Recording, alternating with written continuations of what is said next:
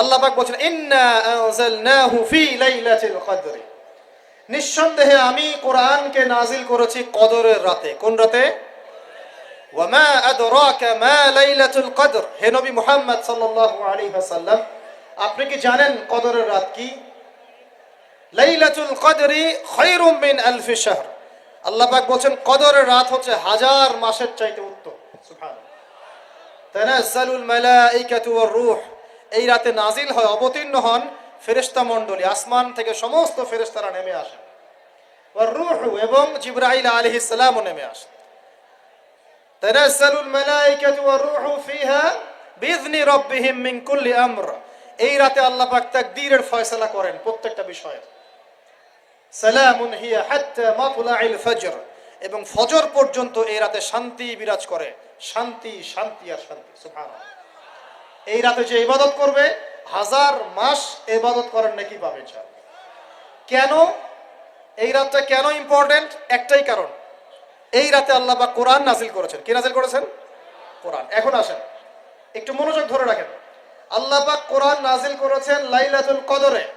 আর লাইলাতুল কদর কোন মাসে? শাবানে, রজবে না রমজানে?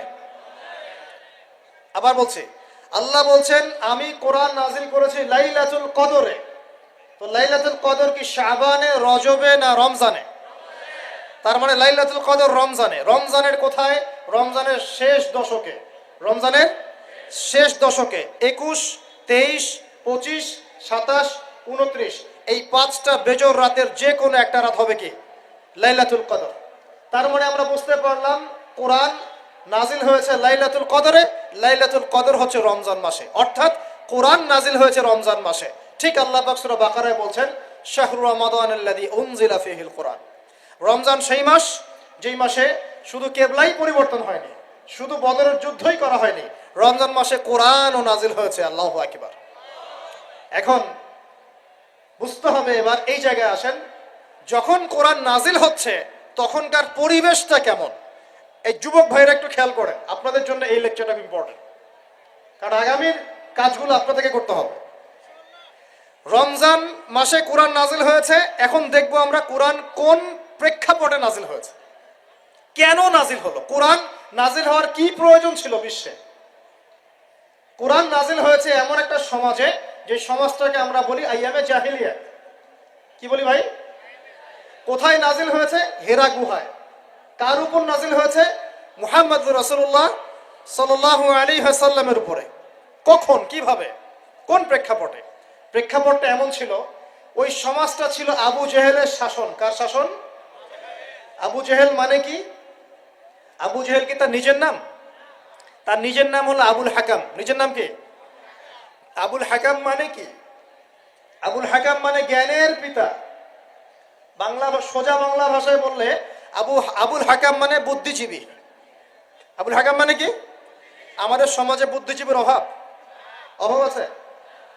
টকশো মাথায় ফেলছে, একদম টকশোর পর টকশো, টকশোর পর টকশো, খালি বক বক বক বক বক বক, কাজের কাজ কিছুই নাই। কথা যতটুকু, কাজ তার চেয়ে অল্প। এত কথা, সুবহানাল্লাহ। মানে পৃথিবীর সব জ্ঞানী মানুষ এখানেই আছে। ভাবখানে এমন, পৃথিবীর যত জ্ঞানী মানুষ আল্লাহ পাক এখানেই নাজিল করছে। আবুল হাকাম, তার নাম আবুল হাকাম, জ্ঞানের পিতা। কার নাম? আবুল হাকাম। তাহলে এখন বলেন, আবু জেহেলের নাম আবুল হাকাম, তো এখন আমরা ওকে আবু জেহেল বলে ডাকি কেন? বলেন দেখি। ও কোন জ্ঞান অর্জন করে নাই, কোন জ্ঞান চেনে নাই? যখন কোরআন নাজিল হচ্ছে এবং রাসূল সুন্নাহ দিয়ে দাওয়াতি কাজ করছেন, ইসলামের প্রচার করছেন, ও ইসলামের এই আলো চিনতে পারে নাই বলেই তার নাম আবু জেহেল। সে অনেক বস্তুবাদী জ্ঞানে জ্ঞানী ছিল ঠিকই, সে সমরবিদ্যা জানতো, অর্থনীতি জানতো, সে কূটনীতি জানতো, সে রাষ্ট্র পরিচালনার জ্ঞান জানতো, সে দারুন নাদওয়া পরিচালনা করত, সে ব্যবসা করতে পারত, সে কি জানতো না। কেন তাকে আবু জেহেল বলছি? কারণ সে কোরআন সুন্নাহর জাজল্যমান সত্যটাকে ডিনাই করেছে, এই কারণে। এরকম লোক আমাদের সমাজে আছে কিনা? শুধু আমাদের সমাজে না, এরকম লোক দিয়ে এখনকার বিশ্বটাই ভর্তি। এখনকার বিশ্বে আবু জেহেল দিয়ে ভর্তি সব। অর্থনীতি, জিওপলিটিক্স, ভূরাজনৈতিক প্রেক্ষাপট, philosophy, science, arts, commerce, medical science, engineering, এমন কোনো জ্ঞান নাই যে তার জানা নাই। কিন্তু কোরআন এবং সুন্নাহর জ্ঞানে মিসকিন, সত্য চিন্তা মিসকিন, ওযু করতে পারে না, গোসল করতে পারে না, নামাজের ফরজ ওয়াজিব জানে না, সুন্নত মুস্তাহাব বোঝে না, কোরআন তেলাওয়াতও করতে পারে না। একটা আয়াত তেলাওয়াত করতে দাঁত ভেঙে যাচ্ছে একেবারে। একটা আয়াত তেলাওয়াত করতে ওলামায়ে কেরামের সামনে বসলে একটা আয়াত তেলাওয়াত করতে 10টা ভুল বের করা যাবে। দিনের বেসিক জ্ঞান অর্জন করতে পারে না। আবু জেহেল কাকে বলে? এই ধরনের মানুষকে আবু জেহেল বলে। আবু জেহেল কাকে বলে? কন্টেন্ট বানা দিয়ে দিও অনলাইনে। আবু জেহেল কাকে বলে? আবু জেহেলের সংজ্ঞা কি? আর আবু জেহেলের যুগে কি ছিল ভাই? আবু জেহেলের যুগে অনেকদিন বলেছি মেজর 5টা সমস্যা ছিল। কয়টা? মেজর 5টা। মাইনর সমস্যা অনেক, মেজর 5টা। এক, আবু জেহেলের যুগের বেশিরভাগ মানুষ শিরক করতো। কি করতো ভাই? লাত, উজ্জা, হবল, মানাত এইসব মূর্তির পূজা করতো। এখন হয়তো মুসলিম সমাজে এটা নাই ঠিকই, কিন্তু মুসলিমরা এখন কবর মাজার পূজায় শুরু করেছে। আর করে নাই? মুসলিমরাও এখন নেক্সট শুরুতে ধোকা খাচ্ছে। শিরক তো আমাদের সমাজে চলছে। শিরক কি ও কেন আমি লেকচার দিয়েছি, দেখবেন মুসলিম সমাজে কত শিরক চলছে। রাস্তাঘাটে উঠতে বসতে পেপার পত্রিকা খুললেই শিরক। পেপার খুলবেন রাশিফল, সিংহ রাশি, কন্যা রাশি, দিনটা কেমন যাবে বিশ্বাস করলেই মোশরেক হয়ে যাবে। রাস্তার পাশে টিয়া পাখি দিয়ে ভাগ্য পরীক্ষা করছে, হাতটা দেখে দেন তো ভাই কি আছে, বললেই শিরক হয়ে যাবে। আংটি বিক্রি করছে, আংটি পরলে রোগ ভালো হবে, হাতে দিল রোগ ভালো হবে এই উদ্দেশ্যে, মোশরেক। হাতে দিয়েছে রোগ ভালো হবে, আমার ডায়াবেটিস ভালো হয়ে যাবে, বিসমিল্লাহ, ব্যাস মোশরেক। নাউজুবিল্লাহ। এই আকীদা নিয়ে পড়লেই মোশরেক। মুসলিম সমাজে অহরহ শিরক আছে। বাসায় মা বোন যারা আছে অনেকেই দেখা যায় চুল আশ্রয়, চিরুনি পরে গেলে বলে আজকে মেহমান আসবে। কি আসবে আজকে? মেহমান আসবে আজকে, বললেই শিরক। বাসা থেকে বের হচ্ছেন, আপনার পাঞ্জাবিটা একটু আটকে গেছে, আপনার স্ত্রী বলছে একটু বসে যান, অমঙ্গল হতে পারে, বসেন, বাস মোশরেক, শিরক হয়ে গেল। মুসলিম সমাজে রন্ধ্রে রন্ধ্রে শিরক এখন। আবু জেহেলের যুগে শিরক ছিল, এগুলো বলতে থাকলে এটা নিয়ে আলোচনা করতে হবে। আলোচনার টপিক আমার আজকে অন্যরকম। আবু জেহেলের যুগে কি ছিল ভাই? শিরক ছিল, সমাজে রন্ধ্রে রন্ধ্রে শিরক ছিল। এখনকার সমাজেও শিরক আছে। তারা লা ইলাহা ইল্লাল্লাহ না পড়ে শিরক করতো, আমরা পড়েও শিরক করি। আল্লাহ পাক আমাদের সবাইকে শিরকের পাপ থেকে হেফাজত করুন বলি আমি। এই একটা পাপ যদি কেউ না করে ইনশাল্লাহ সে জান্নাতে যাবে, যতই পাপ করুক না কেন। জেনা করেছে, মদ খেয়েছে, মিথ্যা বলেছে, অনেক কিছু করেছে, শুধু শিরকের পাপ করে নাই, আল্লাহ তাকে মাফ করে দিবেন ইনশাল্লাহ। বিশ্বাস করলেন না কথাটা? নবীজি বলেছেন এই উম্মতের যে কোনো ব্যক্তি যতই পাপ করুক না কেন আল্লাহ পাক সমস্ত পাপ মাফ করতে পারেন, কিন্তু শিরকের গুনাহ আল্লাহ পাক মাফ করবেন না। তওবা করে যদি মারা না যায় মাফ করবেন না। একটা এক্সাম্পল দিয়ে বুঝাচ্ছি, তাহলে ক্লিয়ার হয়ে যাবে। মনে করেন কেউ একজন জেনা করেছে, তওবা করার সুযোগ হয় নাই, মারা গেছে, নাউজুবিল্লাহ। এখন আল্লাহ পাক কিয়ামতের মাঠে এই জেনার পাপটা মাফ করে দিতে পারেন, যদিও সে তওবা করে নাই। যদিও সে তওবা করে নাই, আল্লাহ পাক এই পাপটাও মাফ করতে পারেন। কিন্তু একজন ব্যক্তি শিরক করেছে, তওবা করে নাই, কিন্তু এই অবস্থায় যদি কাল কিয়ামতের মাঠে আল্লাহর সাথে সাক্ষাৎ করে, আল্লাহ তার গুনাহ মাফ করবে না। এই শিরক আর অন্য পাপের এই হলো পার্থক্য। তাহলে সবচেয়ে কোন বিষয়টা থেকে আমাদের বেঁচে থাকা উচিত ভাই? শিরক কি ও কেন, একটা বই পাওয়া যায়, কিনে নেবেন। কিতাবুত তাওহীদ একটা বই আছে, পড়ে নেবেন। কুরআন সুন্নাহর আলোকে বিশুদ্ধ আকীদা, এরকম অনেক বই পাওয়া যায়। আর আকীদা সংক্রান্ত একটা অনবদ্য বই হলো আল আকীদা আত-তাহাওয়িয়া। এই 4-5টা বই পড়লে আপনার শিরকের কনসেপ্ট ক্লিয়ার হয়ে যাবে ইনশাআল্লাহ। আল্লাহ পাক আমাদেরকে পড়াশোনা করার তৌফিক দান করুন। এবার আসেন, আবু জেহেলের যুগে ছিল সুদ। সুদ সুদ বোঝেন কিনা? 100 টাকা দিলাম 105 টাকা দেওয়া লাগবে। 1 লাখ টাকা দিলাম 1,01,000 টাকা দেওয়া লাগবে। 1,01,000 টাকাও যদি দেন ওই 1 টাকাই সুদ। সুদ তো আমরা বুঝি না। এখন তো পেপার মানির মধ্যেও সুদ আছে, ইলেকট্রনিক মানির মধ্যেও সুদ আছে। সামনে একটা আসবে অচিরেই ক্রিপ্টোকারেন্সি, বিটকয়েন, ওটার মধ্যেও সুদ থাকবে। আর সুদ ভিত্তিক ইকোনমিক সিস্টেম দিয়ে পুরো বিশ্বটাকে অক্টোপাসের মতো একদম পেঁচে ধরা হয়েছে আর কি। মানে এটা যদি ওয়ার্ল্ড হয়, এটাকে চেপে ধরছে এভাবে, সুদ দিয়ে এভাবে চেপে ধরছে। আপনি বেরিয়ে হইতে পারবেন না এখান থেকে, বের হতে পারবেন না এখান থেকে। যারা যে মার্শাল আর্ট প্র্যাকটিস করে ওরা জানে কিছু লক আছে, লক মানে যখন 1-on-1 ব্যাটেল হয় রিংয়ে, যারা বক্সিং খেলে, মার্শাল আর্ট জানে, রেসলিং খেলে, এরা কিছু লক করতে পারে। লক মানে কিছু মারবে না আপনাকে, জাস্ট লক করে রেখে দিয়ে নড়তে পারবেন না, বুঝছেন? তো এরকম লক করে রেখে দিছে পুরো বিশ্বটাকে এখন সুদ। বের হতে পারবেন না আপনি। বের হতে পারবেন কোথায়? যদি মনে করেন আপনি খুব এই যে গ্রামে বাস করছেন, এখানে সমাজের লেনদেন করেন না, নিজে চাষবাস করে নিজে খান, তখন আপনি হয়তো বেঁচে থাকতে পারবেন। মার্কেটে গেলেই সুদে পড়তে হবে আপনাকে। এটা কি পসিবল? একা একা থাকা সম্ভব? অতএব সমাজে থাকতেই হবে।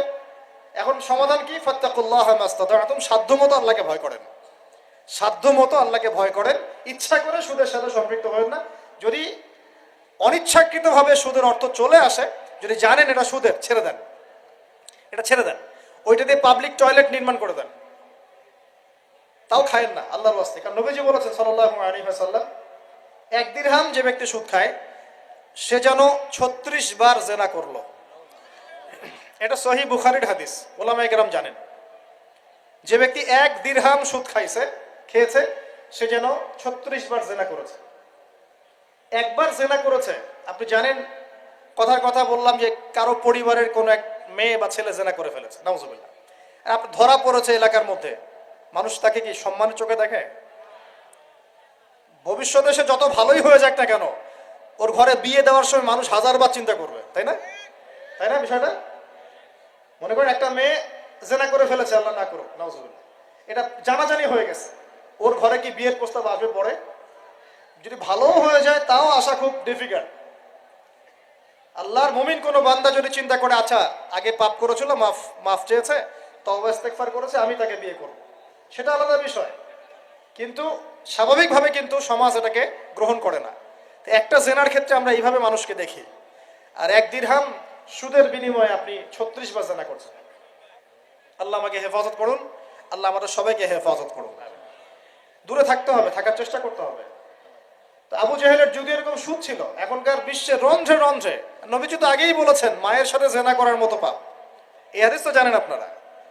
সুদের 73টা শাখা আছে পাপের, তার সর্বনিম্ন শাখা হলো নিজের মাকে বিয়ে করা, নাউজুবিল্লাহ। যদি এই এলাকায় খবর পান কোনো মেয়ে, কোনো বা ছেলে তার মায়ের সাথে বিয়ে করেছে, নাউজুবিল্লাহ, তার মায়ের সাথে জেনা করেছে, নাউজুবিল্লাহ, কোনো মেয়ের সাথে বাবা জেনা করেছে, নাউজুবিল্লাহ, আপনি কি সমাজে তাকে রাখতে চাবেন? আপনি তো আইন শাসন কোনো কিছুর পরোয়াই করবেন না, গণপিটুনি দিয়ে মেরে ফেলবেন। আপনি এই কাজ করবেন না? একটা মসজিদে চোর, তারাবির নামাজে আবার চোরও আসবে কিন্তু অনেক, কথায় মনে পড়ে গেল, স্যান্ডেল সাবধান। তো তারাবির নামাজে অনেক চোর আসে না? অনেকে তো মসজিদে দান বাক্স শুদ্ধে নিয়ে চলে যায়। কি ইনসাফ আমাদের সমাজে! মসজিদের ফ্যান লক করে রাখতে হয় তালা দিয়ে, বাইরে মসজিদে ফ্যান লক করে রাখতে হয় তালা দিয়ে, খাঁচার মধ্যে। তো মসজিদেও চোর যায়। এখন চোর ধরা পড়ে গেলে কি পিটুনিটা পিটান আপনারা! মসজিদে একটা চোর যদি ধরা পড়ে, সবাই মিলে কি পিটুনি দেওয়া শুরু করে। এটা কিন্তু অনৈতিক কাজ, জানেন? এভাবে সবাই মিলে গণধোলাই দেওয়া জায়েজ নাই।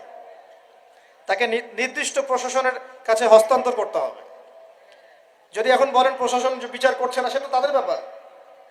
ও যদি ফাঁকফোকর দিয়ে বের হয়, সেটা ওদের ব্যাপার, এই গোনার দায়ভার তাদের। আপনি যদি নিজের হাতে শাসন তুলে নেন, সমস্যা আছে। এভাবে ইসলাম এটাকে জায়েজ করে না। ওর হাত কেটে ফেলার বিধান আছে, তাই না, কোরআনে? এটা আপনি করতে পারবেন না, এটা ইসলামিক আদালত করবে, ইসলামিক আদালত। সবাই যদি আইন হাতে তুলে নেয় তাহলে তো সমাজে বিশৃঙ্খলা হবে। এই জন্য এই সুযোগটা ইসলাম দেয় নাই। প্রমাণ হলে তাকে সোপর্দ করতে হবে প্রশাসনের কাছে। এখন দেখেন, একটা স্যান্ডেল চোরকে যে পিটানি দেন, এখন একটা লোক যদি মায়ের সাথে জেনা করে, নাউজুবিল্লাহ, কি মাইটটা মারবে মানুষটাকে। এখন সুদের মধ্য দিয়ে নবীজি বলছেন সবচেয়ে নিম্ন পাপ হলো নিজের মায়ের সাথে জেনা করা, বলি নাউজুবিল্লাহ। আমরা অ্যাভেলেবেল কাজগুলো করছি, এই বোধোদয় আমাদের হচ্ছে না, কারণ কলব মরে গেছে। কলব কি হয়েছে ভাই? মরে গেছে। কলব জিন্দা করতে হবে। কলব জিন্দা করার জন্যই রমজান, কলব জিন্দা করার জন্যই কোরআন, এবং কলব জিন্দা করার জন্যই বেশি বেশি মওতের ফিকির।